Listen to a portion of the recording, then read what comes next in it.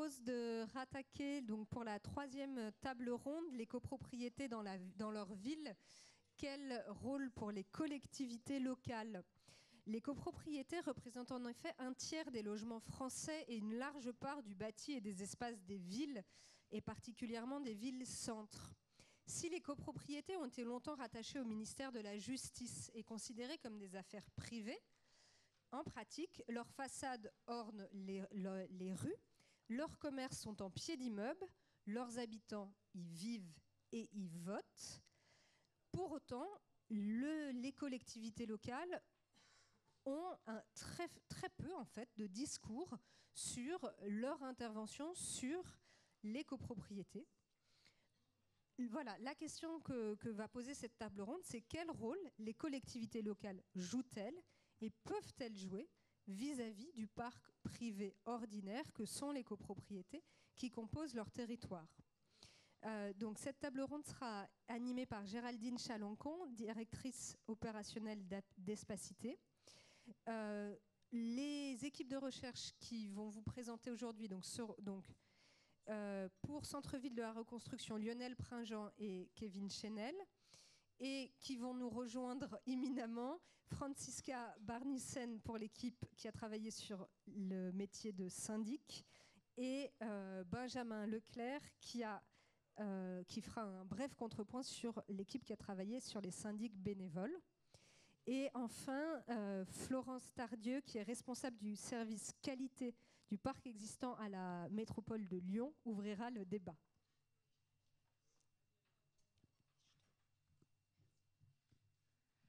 Donc, bonjour à tous et toutes. Donc, cet après-midi, effectivement, nous allons nous intéresser au rôle des collectivités locales par rapport aux copropriétés et au rôle des copropriétés dans la ville. Donc peut-être pour démarrer, je vais demander à Franziska Barnissen de l'Institut Paris Région de nous présenter. Donc on va commencer par plutôt là le programme de recherche qui s'est intéressé aux syndics et plutôt au regard que portent les syndics sur le rôle des collectivités locales. Et puis dans un second temps, on passera plutôt du côté des collectivités locales. Donc je vous donne la parole pour démarrer. Je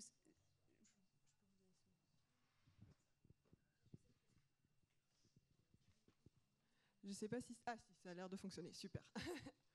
Donc oui, merci beaucoup. Effectivement, moi, je suis chargée d'études sur les enjeux énergie-climat à l'Institut Paris Région, qui est l'Institut d'environnement et d'urbanisme en Île-de-France. Et donc je vais peut-être, comme ça a été fait, comme on n'a pas encore présenté tellement notre recherche, juste revenir rapidement sur le cadre, donc dire que moi aussi, évidemment, je représente toute une équipe de recherche. On va entendre d'autres membres aussi s'exprimer lors de la dernière table ronde. Mais du coup, juste pour rappeler rapidement tout le monde, donc notre équipe a été constituée donc, de Anne-Claire et moi-même pour l'Institut Paris Région. Et puis, on avait 3 autres chercheurs qui faisaient également partie de l'équipe, qui sont donc Gaëtan Brice-Pierre, Claire Juillard et Steven Logarec, qui était déjà intervenu tout à l'heure et qui travaille aussi sur le projet sur les syndics bénévoles. Et donc, juste pour revenir aussi un peu sur le fonctionnement de notre recherche, donc sur la partie un peu plus terrain, et les enquêtes que nous avons menées, notre terrain, c'était vraiment la région Île-de-France. Donc c'est vraiment sur ce territoire-là qui s'appliquent aussi les résultats que je vais vous présenter. Mais on a quand même eu une première phase aussi d'entretien avec des acteurs qui se situaient plutôt à une échelle nationale et qui étaient des représentants aussi un peu nationaux de la profession. Donc on a quand même aussi ce regard un peu comparatif par rapport à la situation qui est spécifique à l'Île-de-France. Et donc sur la question qui nous intéresse aujourd'hui, qui est donc les relations des syndics avec les collectivités territoriales, on a plutôt eu des résultats assez concordants entre ce que nous ont dit les représentants nationaux et ce qu'on a pu observer en Île-de-France, et qui était que en fait le cas général pour les syndics est que leurs relations avec les collectivités territoriales sont très faibles.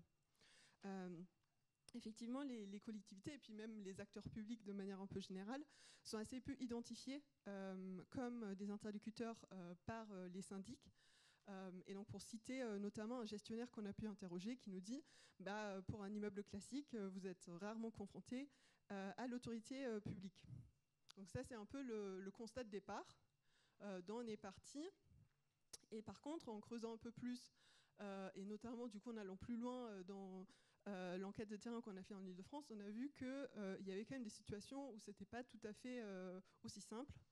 Parce qu'en fait, on voit que les collectivités deviennent en fait des interlocuteurs pour les syndics quand ceux-ci sont confrontés dans leur copropriété à des enjeux qui dépassent la gestion courante. Donc en fait, voilà, quand il y a des projets, des choses particulières qui vont aller au-delà de la gestion un peu quotidienne, et surtout aussi quand il y a des dysfonctionnements dans les copropriétés. Donc moi, les deux cas de figure, je vais détailler un peu plus aujourd'hui, portent vraiment sur ces deux enjeux. Et peut-être aussi de dire que en temps normal, les relations entre les syndics et les collectivités territoriales sont assez verticales. Parce que les syndics ils dépendent de ces acteurs-là pour pouvoir mener des projets dans les copropriétés. Et donc les collectivités ont souvent une posture de régulateur et donc une approche très descendante par rapport aux syndics. Et les gestionnaires nous ont dit qu'eux, ils ne se sentent pas du tout comme ils ne sont pas du tout considérés comme des partenaires de l'action locale. Ils n'ont pas l'impression d'être spécifiquement entendus ou consultés dans les dispositifs qui sont mis en place sur le parc privé. Et même une gestionnaire qui nous a dit moi, je n'ai pas la prétention non plus d'être consulté ou entendu par la collectivité. Donc ça, déjà, comme un peu cadre de départ.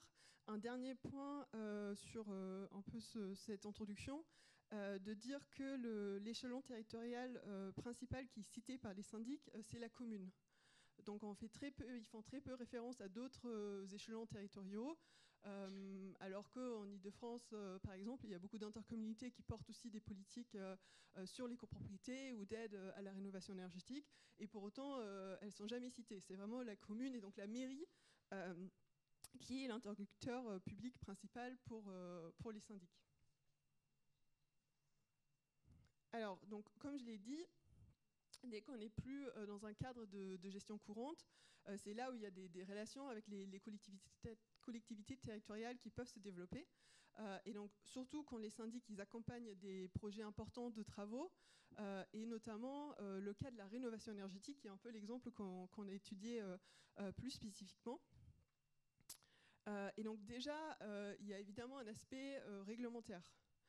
Parce que c'est la mairie qui donne les autorisations pour les travaux qui nécessitent une déclaration préalable, donc pour la plupart des travaux d'envergure, et donc notamment la rénovation énergétique et l'isolation, où du coup il faut passer par les services d'urbanisme pour les demandes, pour les déclarations préalables, aussi pour les demandes d'autorisation en cas d'empiètement sur l'espace public par exemple, ce qui pour bien mener le chantier, aussi en cas d'isolation thermique par extérieur, peut être un sujet en cas de surplomb sur l'espace public. Et donc là, pareil, il faut aller discuter avec la mairie pour avoir les autorisations nécessaires pour que le projet puisse voir le jour. Il y a aussi l'aspect de la subvention publique. Parce que du coup, sur la rénovation énergétique, il y a évidemment les aides nationales, mais il y a aussi beaucoup de collectivités qui versent des aides complémentaires. Et donc pour bénéficier de ces aides, les syndics ils sont obligés de s'intéresser un minimum au fonctionnement de la collectivité, et donc à trouver les interlocuteurs pour pouvoir bénéficier de ces aides. Et donc sur la rénovation énergétique, on voit que ce lien, cette relation à la collectivité territoriale, elle se fait aujourd'hui principalement à travers le service public de rénovation énergétique. Donc pas forcément avec les services de la mairie directement, mais avec les conseillers France Rénov', et donc en Ile-de-France principalement les agences locales de l'énergie du climat, qui sont ceux qui interviennent directement dans l'accompagnement et le conseil des copropriétés. Et donc là, on peut avoir des choses qui sont quand même assez poussées, avec des conseillers qui interviennent aussi en assemblée générale, qui sont là pour aider à la décision, et qui sont notamment aussi très présents lors de la restitution des diagnostics techniques globaux, donc justement au moment où la copropriété va prendre des décisions, orienter ses décisions sur les travaux menés. Et donc c'est des moments où une présence pour des représentants en tout cas de la collectivité sont importantes, parce qu'il y a un vrai enjeu pour la puissance publique d'essayer de conseiller, d'orienter dans les choix qui sont faits en Assemblée Générale.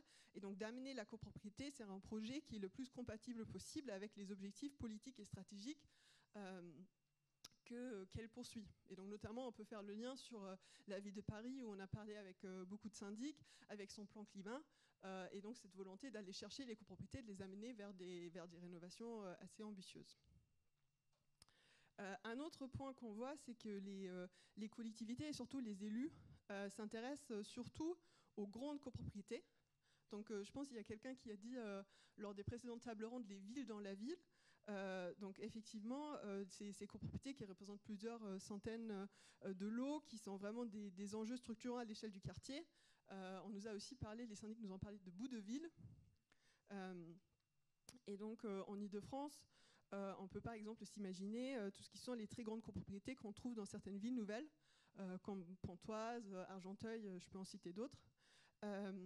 Et donc effectivement, sur ces copropriétés-là, compte tenu de l'enjeu qu'ils représentent pour la ville, il y a vraiment un accompagnement et un suivi qui sont généralement prévus avec la mairie, qui va donc organiser des réunions auxquelles le syndic y participe. Il doit aussi rendre compte de l'avancement du projet. Donc on reste quand même dans une logique qui est assez verticale, où le syndic doit rendre des comptes, doit montrer que tout se passe bien sur ce projet qui est structurant pour la ville, où la mairie va aussi avoir un rôle de contrôle de l'action du syndic.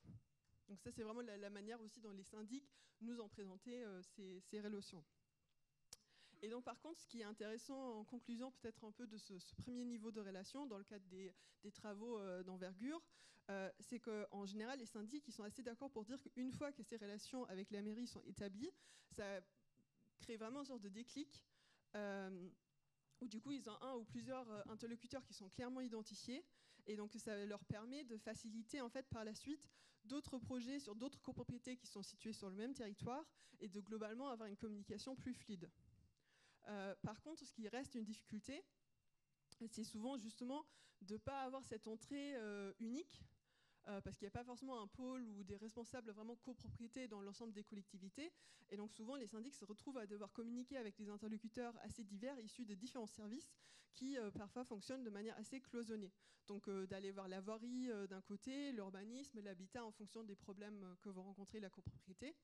Et donc là, effectivement, c'est beaucoup plus fluide du point de vue du syndic quand il y a un peu ce point d'entrée unique avec un responsable chargé des relations avec les copropriétés et qui peut faire le lien aussi en interne avec les différents services au sein de la mairie. Il y a aussi, dans le contexte de la montée en puissance de la rénovation énergétique, un peu une crainte ou une interrogation sur les moyens qui sont dédiés dans les mairies à l'instruction des dossiers, notamment de déclaration préalable, par exemple, où du coup, ils se demandent, où du coup, il y a parfois aussi un manque de réactivité qui est signalé, et derrière, du coup, une crainte pour les syndics que si ça crée des bouchons un peu au niveau de la validation des dossiers, que ça va aussi retarder les projets dans les copropriétés et ensuite, eux, les mettre en difficulté vis-à-vis de leurs copropriétaires avec des calendriers qui peuvent déraper, etc. etc.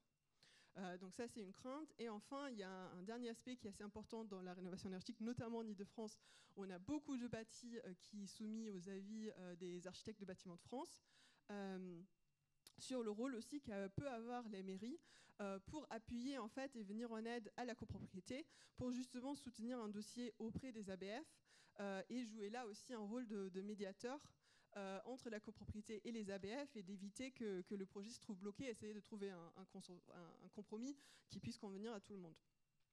Donc déjà, sur ce premier niveau, qui du coup sont les relations des syndics en cas de rénovation énergétique, alors il y a donc un autre aspect où ça va encore plus loin, c'est quand on voit qu'effectivement les syndics ils nouent des relations très forte avec les collectivités territoriales quand ils s'impliquent fortement dans la gestion des copropriétés en difficulté.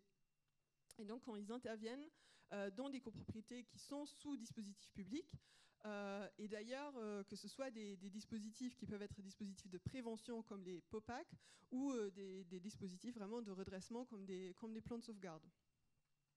Et donc effectivement, ce qui explique, c'est que ces dispositifs publics, de par le fait qu'ils sont encadrés du coup par l'autorité publique,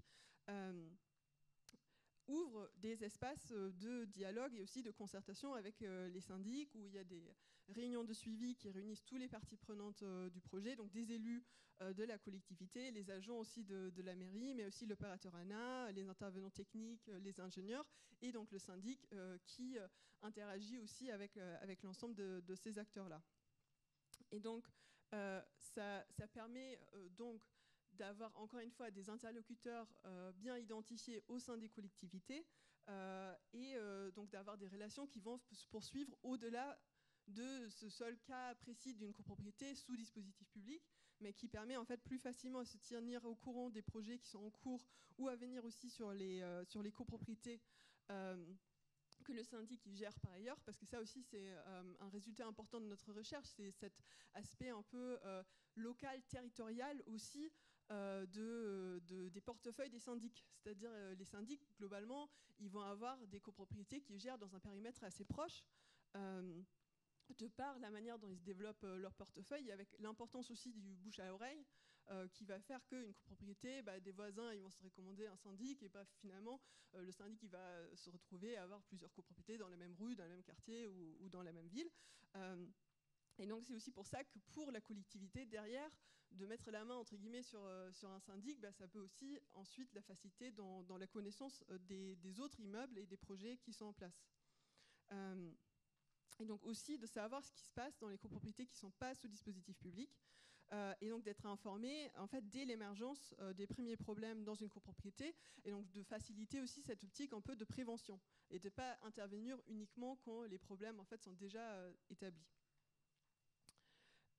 Et donc il y a notamment une citation où il y a un syndic qui parle d'une collectivité où il intervient, où il dit qu'il y a des personnes dédiées dans le pôle copropriété, c'est hyper important pour nous.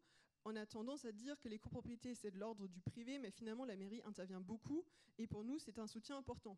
Et donc je pense que ce point de vue-là il est très important aussi, parce qu'on le voit aussi dans les relations qu'on peut avoir, nous, à l'échelle de l'Institut Paris Région, avec les élus, avec les collectivités, qu'il y en a encore certains qui sont un peu réticents à mettre en place des actions sur le parc privé, parce qu'ils ont un peu cette vision, c'est du privé, de toute façon on ne peut rien faire. Et donc on voit sur les collectivités qui ont mené une politique de longue date qu'en réalité cette politique un peu de créer des liens, d'animer aussi une communauté de syndics et d'être en interconnaissance avec des gestionnaires permet justement aussi de faciliter l'intervention ou l'accompagnement public sur ce parc. Et donc globalement, on voit que le fait qu'il existe des relations et l'intensité aussi de ces relations entre acteurs publics locaux et syndics dépendent finalement de deux facteurs. Donc effectivement de l'investissement de la ville dans une réelle politique d'amélioration des copropriétés dégradées, d'avoir une vraie politique et stratégie vis-à-vis du parc privé, et du côté de syndics, le fait qu'ils soient assez spécialisés dans les copropriétés en difficulté, et que surtout un même syndic il va gérer plusieurs copropriétés sur une même commune.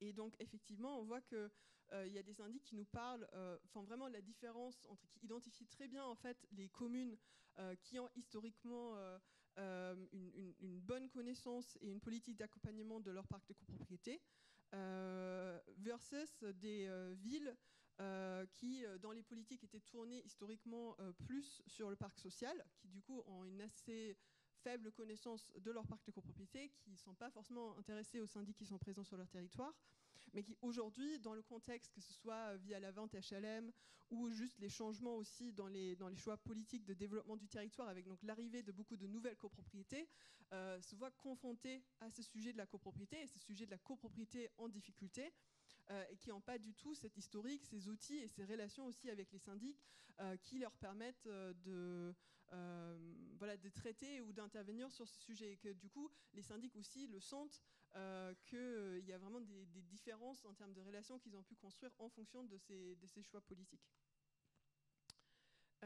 Et donc peut-être juste pour revenir aussi du point de vue un peu de la collectivité, pourquoi elle a intérêt à justement investir ce sujet-là, et donc d'avoir aussi des agents et même des alliés d'ailleurs, comme c'est le cas dans certaines comités d'agglomération, à Cergy par exemple, où on a des élus spécifiquement dédiés aux relations avec les copropriétés. pourquoi la collectivité aussi elle a intérêt d'investir ce sujet-là, parce que déjà connaître les syndics permet de les convier plus facilement, de les faire venir aux réunions publiques, ce qui permet à la mairie aussi d'avoir un espace où elle peut faire passer des messages sur les actions justement qu'elle veut mener sur les copropriétés, communiquer sur ces dispositifs d'accompagnement ou d'aide ou sur des obligations à venir. Donc ça permet d'avoir une voie de transmission qui est quand même beaucoup plus fluide. Il y a aussi l'enjeu pour les mairies d'aller chercher des syndics pour prendre en charge des copropriétés qui sont dans des situations difficiles ou pour remplacer un syndic indélicat qui est parti parfois dans des conditions pas très bonnes, parce qu'effectivement on voit qu'il y a il n'y a pas une large offre de syndics pour les copropriétés en difficulté. Il y a beaucoup de syndics qui ne s'intéressent pas du tout à ce segment du parc et qui n'ont pas envie de se mettre sur des copropriétés où il y a des situations difficiles, conflictuelles, avec des dispositifs publics aussi assez lourds. Donc on voit que pour les syndics qui ont fait le choix de s'investir sur ce sujet-là, la collectivité va aussi venir vers eux et leur dire écoutez, là on a une collectivité, est-ce que vous ne pouvez pas la prendre sous gestion aussi et donc de savoir un peu quels sont les syndics sur le territoire qui ont ces compétences-là et avec lesquels on a déjà fait des bonnes expériences, c'est une vraie ressource pour la collectivité aussi.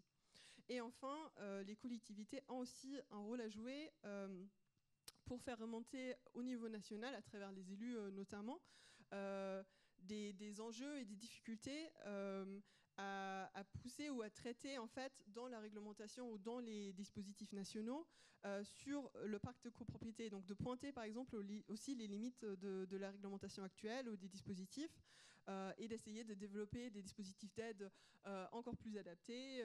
Tout le sujet notamment des prêts aussi aux collectivités, on nous a expliqué que c'était aussi quelque chose qui venait plutôt du local avec des maires aussi en Seine-Saint-Denis qui s'étaient mobilisés sur le sujet. Et donc je pense que la collectivité elle a aussi ce rôle-là et donc de porter aussi des messages que les syndics peuvent, des situations que les syndics peuvent rencontrer sur leur copropriété.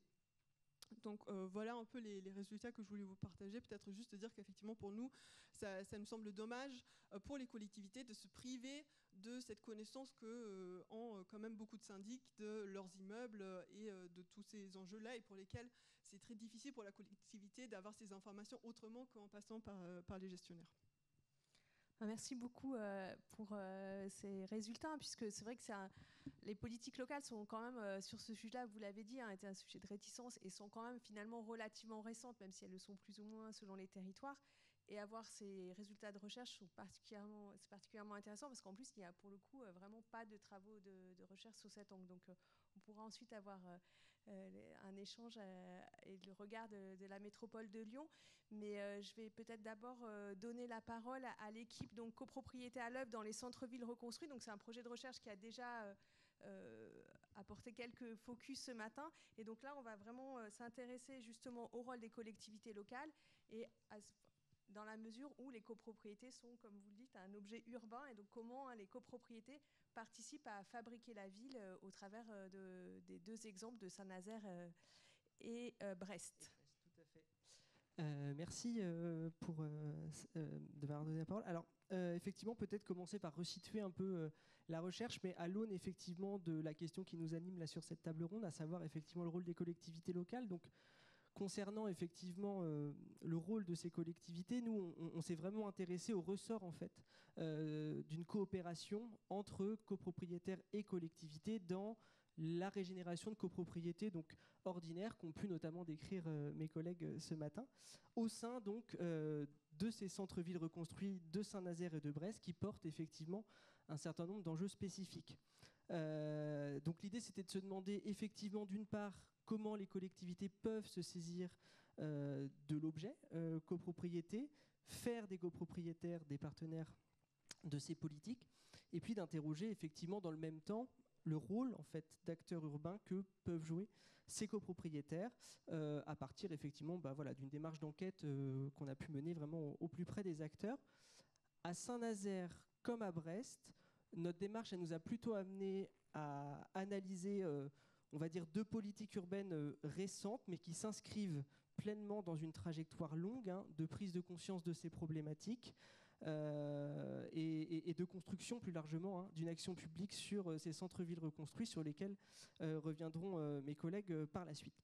Alors, pour commencer peut-être plutôt sur le terrain nazérien, donc on a analysé effectivement la construction en continu de cette politique de copropriété, hein, qui s'attelle vraiment donc à des petites copropriétés, au cadre urbain architectural qui est assez singulier, hein, avec un parc de même génération assez peu entretenu qu'ont pu évoquer mes collègues ce matin, et avec ce stade de vieillissement technique assez préoccupant. Et donc un parc de copropriété privée qui compose effectivement le cadre matériel de ce centre-ville reconstruit. Quand vous parliez de bout de ville tout à l'heure, je trouve qu'on est vraiment dans le sujet ici.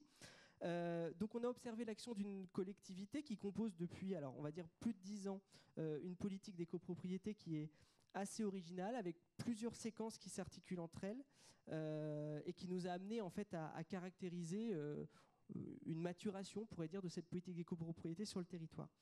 Donc on a des actions qui sont menées effectivement dès les années 90-2000, hein, avec notamment une action de remise sur le marché d'un certain nombre de logements vacants.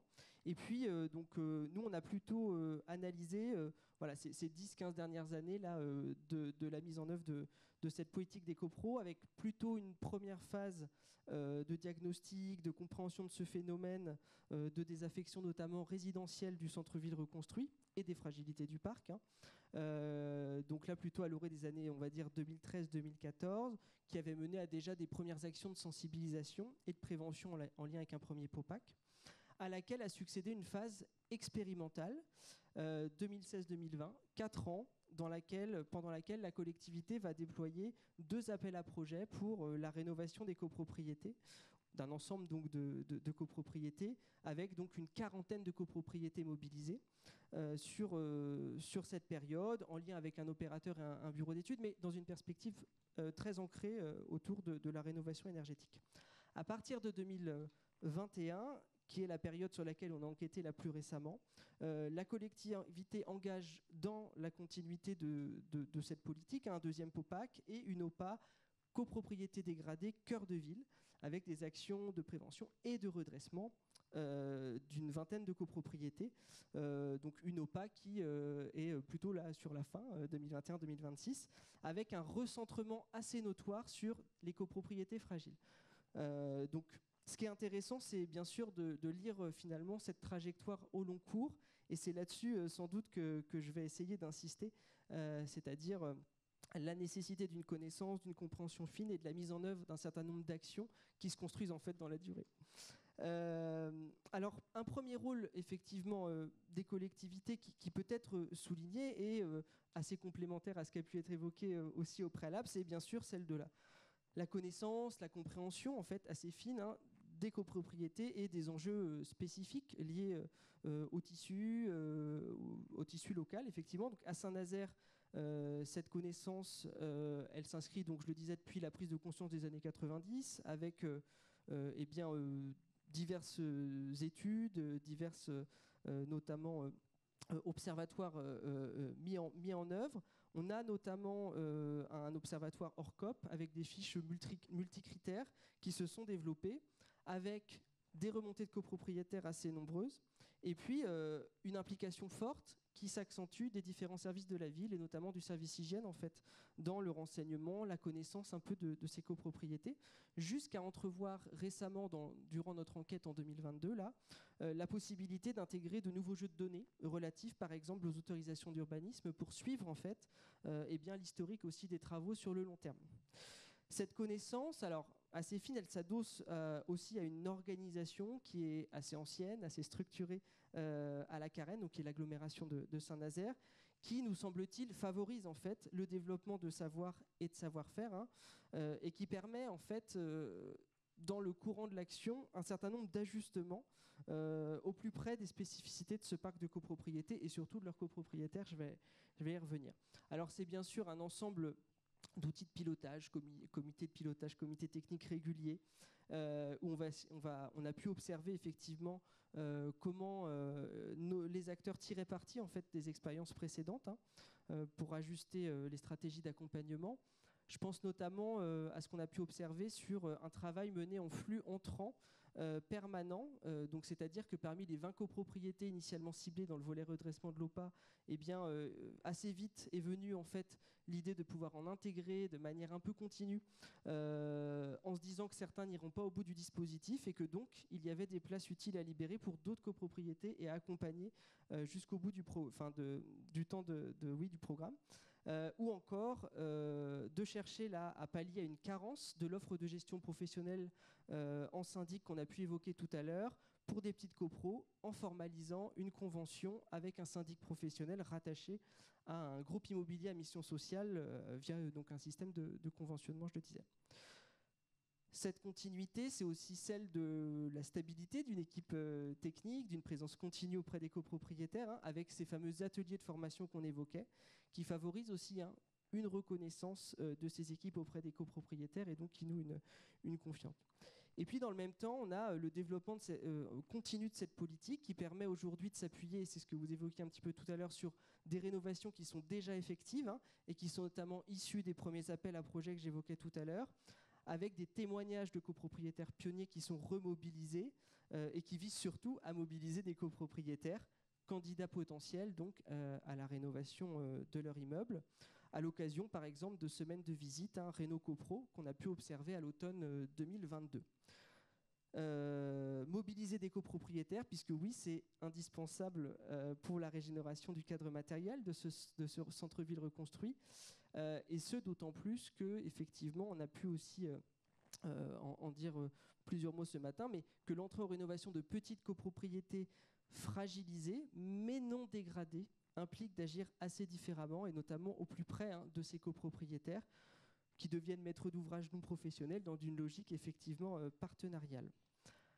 Alors cette dynamique partenariale, justement, elle s'appuie sur une mobilisation et un accompagnement qui s'inscrit dans le temps long, lui aussi, avec donc, voilà, j'en parlais tout à l'heure, mais des dynamiques assez incitatives, en fait, déjà dès les années 2014-2015, financement de diagnostic thermocopro, des appels à projets, je ne reviens pas dessus, mais on est aussi dans cette logique partenariale. Et puis, cette dynamique, elle se poursuit aujourd'hui avec effectivement un rôle central du travail de formation. Alors, on l'a notamment pas mal évoqué dans cette table ronde ce matin, mais avec ces programmes d'ateliers mensuels, les ateliers copro, où l'objectif est bien sûr pour la Carène, en tout cas, là, de former à la copropriété et ses différents registres, c'est-à-dire à la fois faire monter en compétences eh bien, les copropriétaires sur les mondes juridico-économiques de la copro, technique de la construction aussi, et en ce sens, on observe bien un travail de professionnalisation de ces copropriétaires qu'a pu pointer Alice Cabriti aussi dans ses travaux, accompagné par les professionnels opérateurs, le CLCV aussi. Enfin voilà, il y a aussi bien sûr un partenariat étroit avec l'ensemble des professionnels. Mais ils permettent aussi aux copropriétaires de s'armer sur, on pourrait dire, un volet plus psychosocial, et d'être rassurés sur eh bien, la conduite qu'ils peuvent faire des affaires de la copro par l'animatrice, où ça permet aussi d'échanger entre pairs. Et donc cette formation, elle s'adosse vraiment à un accompagnement à la gestion qui vise certes à les engager vers des programmes de travaux, mais aussi à leur permettre de se réapproprier, si je puis dire, cette institution qu'est la copropriété, ses outils, et à enclencher ou conforter une dynamique plus collective. Alors, dans le cadre de la mise en œuvre de l'OPA, on a vraiment pu documenter cette montée en puissance du régime de l'accompagnement porté par la collectivité et ses opérateurs, en marge donc d'une ingénierie plus technique et financière, qui elle est rattachée bien sûr au projet de renouvellement du cadre bâti. Et donc, on a pu identifier effectivement différents registres d'action. Mais effectivement, on voit bien qu'on est sur une politique qui traduit bien l'idée d'un accompagnement au plus près des situations des uns et des autres et de la dynamique eh bien, collective, et qui se pense comme une aide à la décision en fait, de ces copropriétaires dans leur projet de redressement. J'essaye d'avancer peut-être pour synthétiser. Alors, notre travail a pointé vraiment, et ça c'est un élément assez important, donc ce changement de culture des politiques d'amélioration de l'habitat avec des copropriétaires acteurs urbains, invités à prendre part à la régénération du centre-ville dans le cadre donc, de formes très partenariales, d'un travail d'accompagnement fait sur mesure, à contrario peut-être de ce qui avait pu être observé justement dans d'autres recherches, hein, et notamment au sujet de dispositifs plus lourds d'intervention publique sur les coprodégradés, avec là pour le coup une politique qui ne passe pas justement par une désapprobation de la copropriété par ces acteurs et qui nous apparaît plus susceptible justement de porter une amélioration, on va dire, durable, hein, de ces copropriétés, ou en tout cas dans leur trajectoire. Mais donc à l'échelle du centre-ville reconstruit lui-même, on voit bien que, en tout cas du côté des copropriétaires, si ce sont des acteurs urbains incontournables, ce sont plutôt les copropriétés qui nous semblent être finalement, en tant qu'acteurs collectifs, hein, qui nous semblent être des acteurs en soi. De là à dire que les copropriétaires de ces centres-villes reconstruits constituent une communauté qui pourrait interagir avec la collectivité, on a pu l'observer un petit peu dans les ateliers, mais la question reste assez ouverte aujourd'hui sur notre terrain. On voit par ailleurs que du côté de la collectivité, il y a un vrai travail d'articulation des enjeux et des politiques qui se déploient assez progressivement, mais que par contre, on a une vraie difficulté plutôt d'articulation des échelles. Voilà, qui est au cœur de la question de notre programme sur notamment cet objet urbain, avec une politique d'amélioration de l'habitat qui est plutôt une politique urbaine parmi des politiques d'urbanisme. Voilà. Et puis, en fait, cette politique, elle est conduite à l'immeuble. Donc, on a vraiment une politique d'entrée par l'immeuble plus que par les îlots, comme elle peut être conduite à Brest. Et je vais laisser la parole à mon collègue tout de suite. Et donc, ça constitue bien sûr sans doute une limite, hein, pour dégager des économies d'échelle sur ce parc de petites copros. L'exemple de l'îlot Vénette était sans doute un cas assez démonstrateur de cette situation. Mais elle passe aussi également, selon nous, à côté de la possibilité justement, hein, d'ajuster en fait la transformation de séquences urbaines et de paysages urbains au sens large. Voilà, donc le changement d'échelle, il est plutôt appréhendé à l'échelle du collectif par la collectivité, par un effet d'entraînement et un suivi au long cours, mais aussi plus récemment par de petites expérimentations sur des cours communes, mais qui là sont davantage explorées à Brest. Parfait, merci. Alors, les deux situations se répondent et c'est assez intéressant en fait de voir comment est-ce qu'on part d'un même contexte et puis que l'on arrive à des choses qui sont à la fois singulières et à la fois finalement assez cohérentes dans les comparaisons que l'on peut faire entre les deux. Alors évidemment, dans les deux cas, hein, Saint-Nazaire et Brest, on est face à une histoire singulière, une reconstruction qui fabrique un tissu urbain tout à fait particulier, donc ce tissu de copropriété dense, homogène, qui représente à peu près 40% du parc de logement. Donc on est sur quelque chose qui est quand même très structurant. Structure l'identité de la ville, structure la manière dont le paysage urbain est constitué. Et je pense que c'est ici quelque chose qu'il faut commencer par relever, parce que c'est en centralité et parce que justement, ça fabrique une unité qui est tout à fait singulière. Donc l'enjeu est double. Comment intégrer les copropriétaires ? Kevin le soulignait, les copropriétés. Ce double jeu copropriétaire-copropriété est quelque chose qu'il faut envisager. C'est-à-dire que là, à qui on s'adresse et de quelle manière on s'adresse, et c'est quelque chose qui est relativement important dans la dynamique des politiques publiques qu'il faut mettre en œuvre ensuite. Donc intégrer les copropriétaires et ou les copropriétés dans les dynamiques urbaines, tout en assurant une reconnaissance d'un patrimoine original, souvent peu reconnu et peu reconnu par les propriétaires eux-mêmes. Donc là, on a quelque chose qui est effectivement tout à fait particulier et je pense que Patrick Dieudonné, qui suivra dans la 4e table ronde, va y revenir. Et donc, justement, au moment où ce patrimoine est confronté à des défis de vieillissement, de performance énergétique, de manque de confort, etc.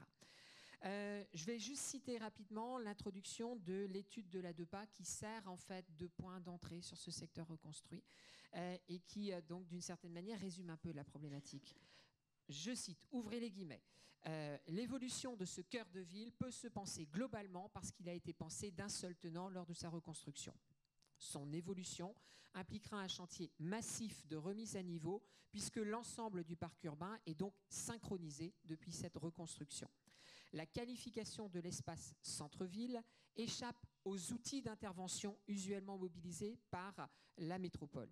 Ni quartier dégradé, ni quartier prioritaire de la politique de la ville. C'est un grand espace en copropriété où les interventions publiques et privées doivent se répondre de manière volontariste pour se coordonner et s'amplifier mutuellement.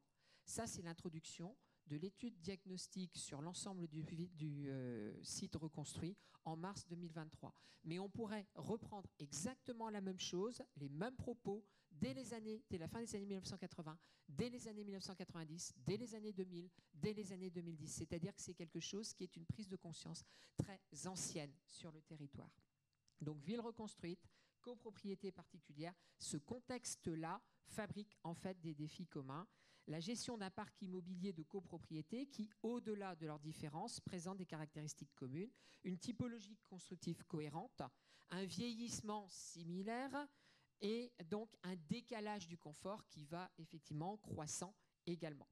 Donc je passe sur les chiffres clés, mais simplement pour insister sur le fait que c'est un sujet de politique publique et que en fait il y a d'entrée de jeu, dès la fin des années 70, dès le milieu des années 80, où la préoccupation commence à devenir une préoccupation commune de la politique publique et que l'agence d'urbanisme est saisie en fait de cette préoccupation, dès ce moment-là, il y a en fait la conscience que les moyens publics ne suffiront pas à s'occuper de ce patrimoine et qu'il y a donc lieu de mobiliser de quelque manière que ce soit le patrimoine et l'épargne privée de façon à ce qu'on puisse accompagner la transformation. Donc, les copropriétaires deviennent effectivement des acteurs relativement importants parce qu'il s'agit de les amener à participer à un effort qui ne pourra pas être un effort de la seule collectivité. Donc, deuxième point, justement, faire des copropriétaires, faire des copropriétés des acteurs urbains, c'est une intuition donc d'entrée de jeu, et c'est une intuition logique et longue. Alors, ça se traduit du coup par tout un ensemble d'actions qui se situent dans le temps. Dès les années 80-90, les premières études de l'agence d'urbanisme identifient les enjeux des copropriétés dans cette ville reconstruite, et les travaux ont abouti à l'analyse de plus de 90 îlots reconstruits qui ont mis en évidence la nécessité d'une intervention publique, l'hétérogénéité d'un tissu, mais avec des caractéristiques relativement communes, et le fait que les interventions devaient cibler particulièrement, non pas l'amélioration de l'habitat, ce qui était la préoccupation particulière, ordinaire que l'on a de ce genre de situation, mais bien davantage de se positionner sur la question des parties communes. Et donc là, ça fabrique en fait quelque chose qui est un non-dit, un angle mort, parce qu'il s'agit de savoir de quelle manière on mobilise sur les parties communes et pas simplement sur les parties qui sont les parties privées. Voilà.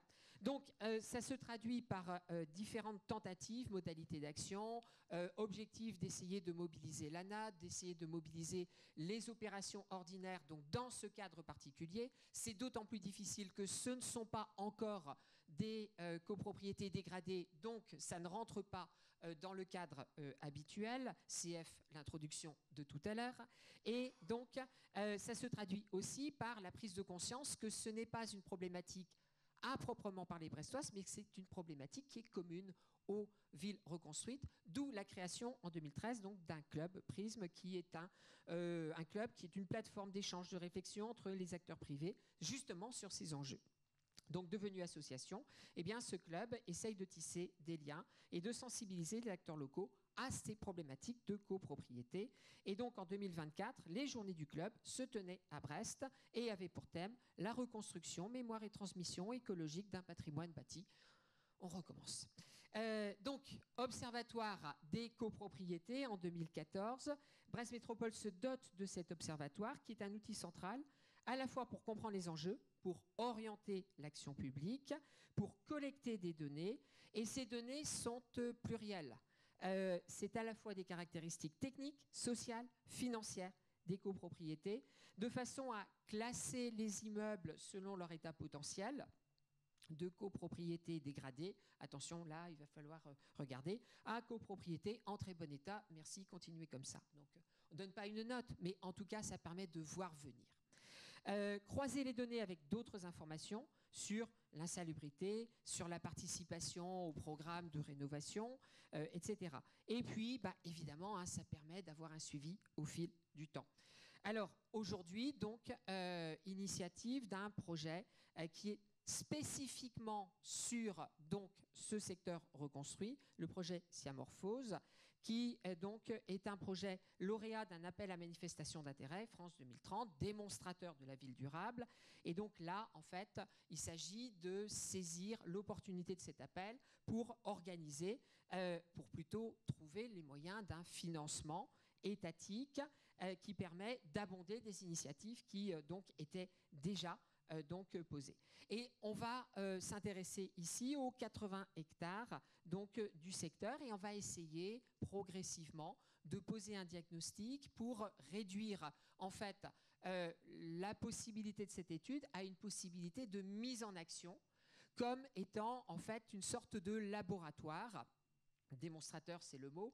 Donc, laboratoire pour mettre en action à la fois la collectivité, à la fois les expertises, expertise financière, expertise juridique, expertise technique, expertise d'usage, on peut le dire comme ça, donc en mobilisant également donc, les copropriétés dans la démarche et progressivement donc des 90 îlots qui sont envisagés, on réduit en fait la préoccupation à 2 îlots qui là donc ont été identifiés et la collectivité avec donc la société d'économie mixte qui est maître d'œuvre, qui est donc responsable de la mise en œuvre de l'ensemble du processus, eh bien l'étape en est aujourd'hui à la mise en réalisation de cette dynamique.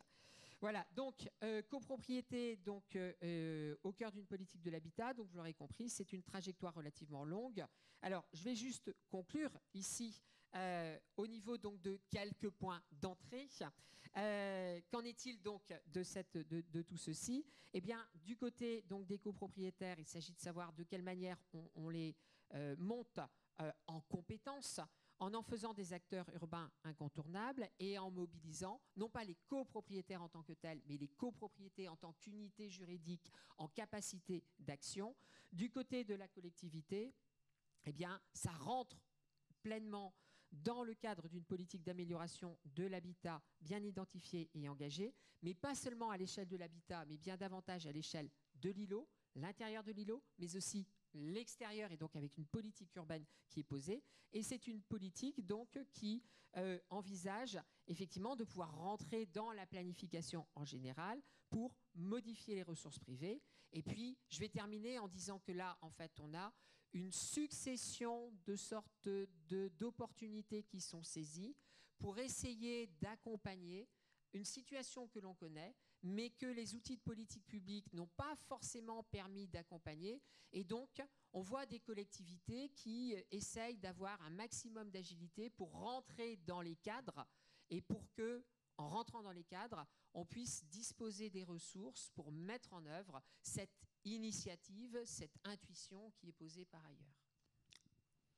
Merci beaucoup pour ces présentations.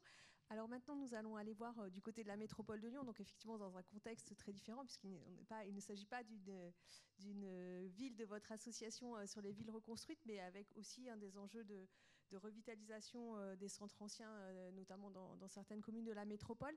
Donc Florence Tardieu, vous êtes responsable du service qualité du parc existant à la métropole de Lyon. Pour commencer, peut-être, est-ce que vous voulez réagir sur cette présentation qui a été faite du rôle des syndics et aussi de la perception qu'ont les syndics des politiques locales, notamment en matière de rénovation énergétique, et comment vous, est-ce que vous essayez aussi de travailler avec les syndics? Merci beaucoup déjà pour votre invitation et bonjour à toutes et tous. Alors oui, j'ai été très inspirée par l'écoute de ce rendu d'études, puisqu'il y a de fortes similitudes. On s'apprivoise entre partenaires privés, partenaires publics. On découvre les rôles de chacun. Parfois, on peut s'interroger sur la pertinence de l'intervention des collectivités en tant que syndic, ou les collectivités peuvent s'interroger sur aussi l'amplitude du rôle de syndic par rapport aux besoins qui sont constatés sur les copropriétés. Et ça paraît parfois parcellaire par rapport à tous les aspects qui doivent être redressés sur certaines copropriétés qu'on rencontre. Du coup, je vais vous dresser mais un portrait extrêmement rapide de la métropole de Lyon pour vous dire qu'il y a 1,3 million habitants environ, que la plupart du parc est un parc en copropriété, puisqu'on a 22 000 copropriétés représentant plus de 500 000 logements sur le territoire et que ça représente 75% du parc. On peut avoir des problématiques, beaucoup de petites copropriétés, puisque 16 000 de ces copropriétés ont moins de 30 lots et seulement 2200 ont plus de 50 lots. Donc, sans un peu, pour certaines, ces paquebots dont on peut parler. Et voilà, dans ce paysage-là, on a une intervention très ancienne en faveur de la lutte contre l'habitat indigne, qui va concerner principalement aussi les copropriétés, et des interventions très anciennes sur les veilles de copropriétés considérées comme étant fragiles ou de copropriétés dégradées. Donc, par cette intervention, on a des liens historiques avec les syndics. Alors, sur ces entrées-là, qui se poursuivent, qui se renforcent, on va toujours avoir une proposition de collaboration qui est faite auprès des syndics. Si on les connaît, on se rapproche d'eux pour avoir les informations qu'ils détiennent, leur faire part des inquiétudes qu'on nourrit. Si on ne les connaît pas, on les recherche et puis on va systématiquement adresser un courrier pour engager une collaboration et aussi beaucoup une demande d'information quand même sur la situation de la copropriété. Ce qu'il faut dire quand même, c'est qu'on dit le rôle que joue la collectivité vis-à-vis des syndics. Oui, ce rôle, il est réel, mais il passe quand même principalement par le prisme des associations, des acteurs locaux et des prestataires opérateurs, parce qu'on n'a que très peu de liens directs dans les dispositifs programmés qu'on conduit avec les habitants, avec les copropriétaires et par là même avec les syndics. Et ce rôle est joué par l'externe, en fait, pour notre compte, avec notre partenariat, mais ce n'est pas directement, en ce qui concerne la métropole de Lyon, la plupart du temps, des agents de la métropole qui sont sur le terrain, voire des élus. Bien sûr, on participe aux réunions publiques, ce qui peut donner l'occasion de rencontres directes avec les syndics, ou alors avoir des temps techniques.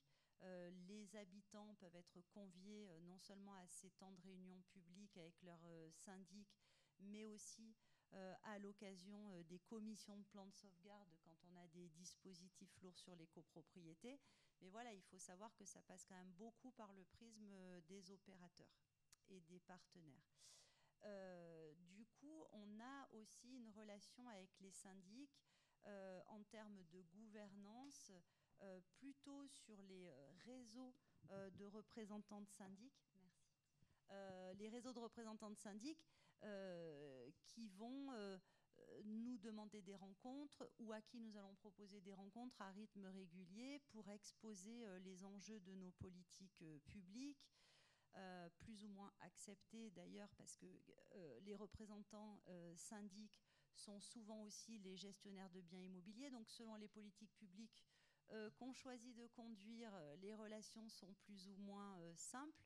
Mais en tout cas, on a plutôt un bon consensus sur le fait que nous puissions apporter des aides financières pour aider au redressement de la gestion, apporter des aides financières aussi beaucoup pour les travaux, un peu moins quand il s'agit d'encadrer les loyers, par exemple, hein, ce sont les mêmes acteurs. Voilà, donc on peut avoir un peu ces moments de rencontre un peu ambivalents avec eux, mais des points où on se retrouve sur des enjeux communs. Ce qu'il faut dire de ça, c'est que quand la métropole rencontre ses représentants de syndics, elle ne rencontre pas les gestionnaires en direct sur le terrain, qui là, eux, vont être rencontrés quand vraiment on travaille à l'échelle de la copropriété Et parfois, les discours ne descendent pas complètement, ou alors des difficultés sont rencontrées par les gestionnaires qui ne sont pas forcément les enjeux des discussions qu'il peut y avoir à des échelles plus politiques. Ce qui a aussi beaucoup massifié sur la métropole de Lyon la rencontre des syndics avec les politiques publiques de l'habitat métropolitain, c'est aussi les enjeux qu'on a eu de massification des interventions en termes de développement durable, de réhabilitation énergétique, puisque là, pour la première fois depuis 2015, on s'intéresse à la copropriété en tant que collectivité, sans qu'elle ait de difficultés particulières ou de problématiques, mais parce qu'on veut la sensibiliser aux enjeux énergétiques. Et là, on a un point d'entrée qui permet d'informer les copropriétaires, d'informer les syndics, de les accompagner dans des démarches ambitieuses de rénovation. C'est le dispositif local Éco-Rénov'. Et là, on change d'échelle puisque on a aidé plus de 300 ou 400 copropriétés qui ont représenté plus de 15 000 logements. Donc vraiment des interconnaissances de nos politiques publiques avec ce secteur privé qu'est le syndic et avec les représentants de copropriétaires qui se sont, on peut dire, industrialisés avec ces politiques. Et puis également d'autres lieux de rencontre que strictement l'habitat, puisque les politiques publiques ont conduit à des financements, des conseils sur la végétalisation des copropriétés, sur les bornes à compost qui pouvaient être installées dans les copropriétés, sur le raccordement au réseau de chauffage urbain, qui est un fort aussi enjeu de territoire.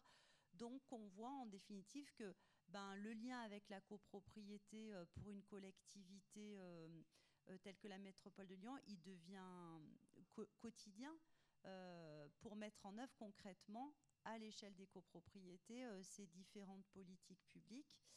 Ce qu'on peut dire aussi, c'est qu'on aura un enjeu de renforcer la gouvernance, de renforcer l'action d'information-formation. Alors on a des actions de ce type-là vis-à-vis des copropriétés dans le cadre de notre programme opérationnel de prévention et d'accompagnement des copropriétés POPAC, qui va s'intéresser à plusieurs dizaines de copropriétés, mais dont on a des indicateurs de fragilité. De la même manière, on a pu se rapprocher des promoteurs syndics pour sensibiliser la prise en gestion de copropriétés neuves, plutôt sur des secteurs en renouvellement urbain, pour que les copropriétaires aussi se rendent compte qu'ils n'achètent pas forcément qu'un logement, mais qu'ils sont bien dans une communauté d'intérêt avec des enjeux et de gestion, mais aussi de projet. Donc c'est à partir de là qu'on a pu aussi déployer ces liens un peu plus opérationnels et directs avec des cas pratiques de copropriété, et aussi un outil précieux de connaissance des copropriétés, d'aller vers s'il y a des indicateurs de fragilité qui sont constatés à partir de tout un croisement de données statistiques, mais aussi opérationnelles ou de terrain. C'est la veille et observation de copropriété qui nous permet de connaître ces 22 000 copropriétés sur notre territoire, ce qui est assez récent par rapport à des politiques publiques un peu plus anciennes. Merci beaucoup. Et donc, peut-être juste une dernière question avant qu'on garde quelques minutes pour la salle.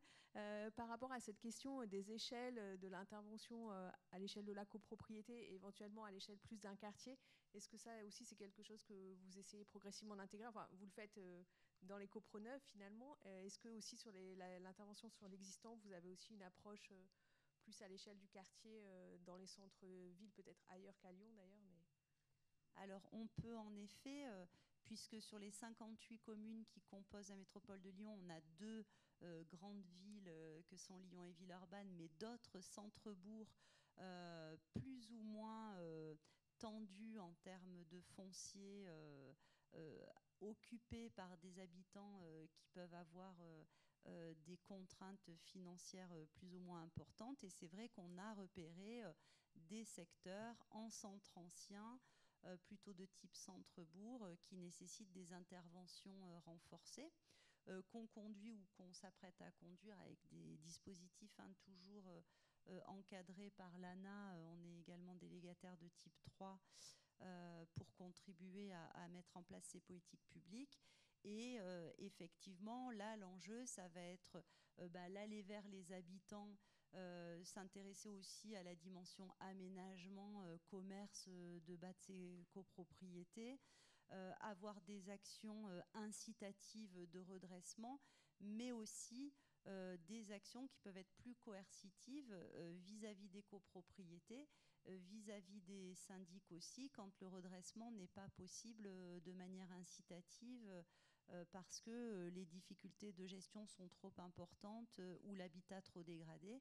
Donc c'est vrai que dans notre relation, et j'en reviens aussi aux syndics, et sur ces secteurs les plus en difficulté, on peut aussi avoir des relations de maîtrise foncière lourdes, des relations aussi où on a les pouvoirs de police du président liés à la sécurité des immeubles, donc qui peuvent conduire à des actions coercitives, des injonctions de faire, qui peuvent aussi s'adresser aux syndics s'ils ne contribuent pas à aider à la bonne gestion de la copropriété. Merci beaucoup. Est-ce qu'il y a des questions de la salle ?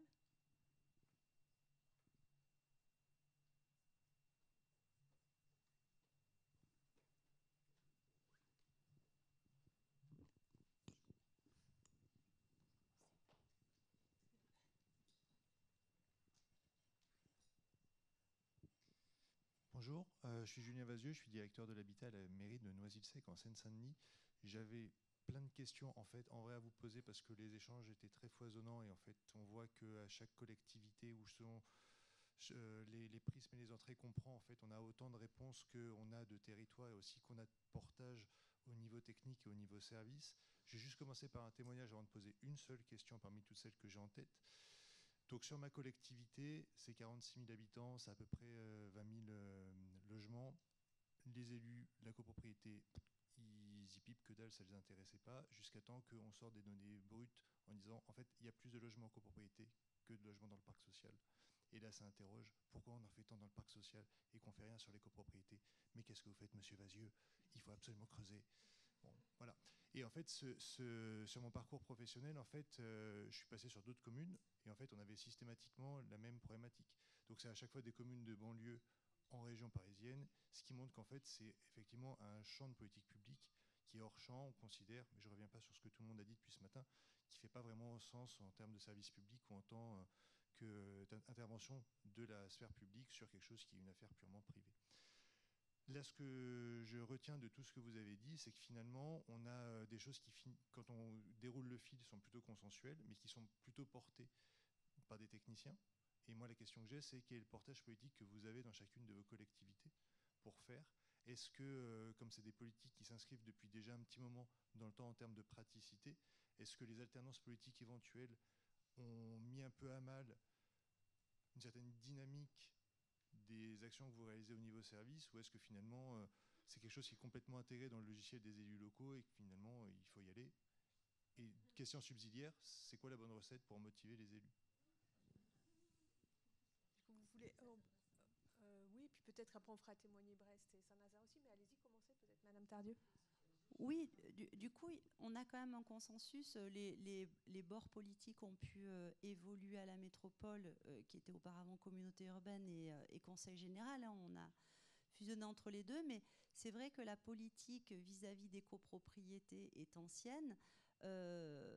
En 2010, on avait un agent qui travaillait sur les copropriétés et l'habitat existant privé. On en a aujourd'hui près de 35. Donc là, c'est bien aussi une volonté politique qui a permis de donner des moyens pour qu'il y ait plus d'activités sur le parc privé existant. Et effectivement, voilà, le consensus quand même pour dire on a besoin d'un habitat privé de qualité, réhabilité énergétiquement. Pour le moment, il s'est fait sur le territoire. Alors, le consensus politique concernant effectivement la politique de copropriété, plus simple à réaliser à Brest, puisque globalement, c'est la même équipe politique, en tout cas la même ligne politique depuis 1977. On a une petite alternance en 1983, mais bon, un petit accident qui s'est vite résorbé. Bon, blague à part, quand même. Il n'y a pas d'opposition nécessaire entre l'attention au parc social et l'attention aux copropriétés.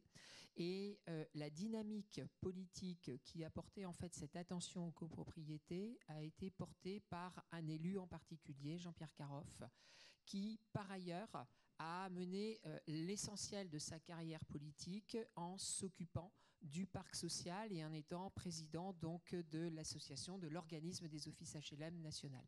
Et donc, il était à la fois donc extrêmement préoccupé des questions du parc social en général et préoccupé de ce pendant qui était tout le reste de la ville. Donc, il se préoccupait de l'habitat et donc également ce parc privé qui était pour l'essentiel sur le territoire brestois, donc un parc de copropriété. Donc cette logique de complémentarité, lui, mais aussi ses services et donc les collègues qui l'entouraient, l'ont assez vite bien compris pour accompagner cette logique-là et réussir à faire passer le message d'une manière qui était assez consensuelle à la fois du côté de l'agence d'urbanisme, du côté des techniciens et du côté d'une partie des politiques qui a très vite compris effectivement que là était un enjeu qu'il ne fallait pas rater.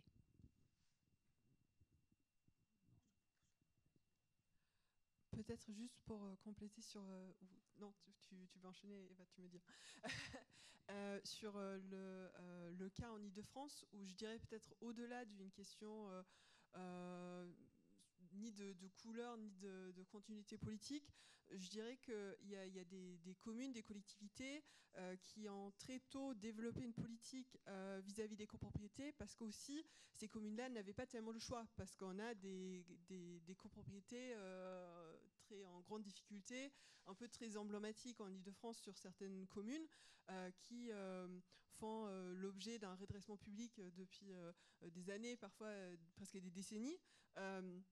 Et donc je pense qu'effectivement sur ces territoires-là, il y a eu une prise de conscience où on dit en fait tout l'effort, l'énergie et l'argent public qu'on met pour essayer de réparer des situations aussi graves, on devrait peut-être s'intéresser effectivement à la prévention et d'avoir un peu un œil sur les copropriétés de manière générale pour éviter que ça en arrive là. Alors que sur d'autres territoires, la copropriété c'était plutôt dans des petits immeubles un peu faubouriens, de centre-bourg, etc. Et qu'en fait on s'est rendu compte assez récemment qu'il y avait des spirales de dégradation et qu'effectivement ces collectivités-là sont pas du tout, découvrent un peu ce sujet, ne sont pas du tout outillées forcément, pas du tout en partage politique sur ces sujets-là.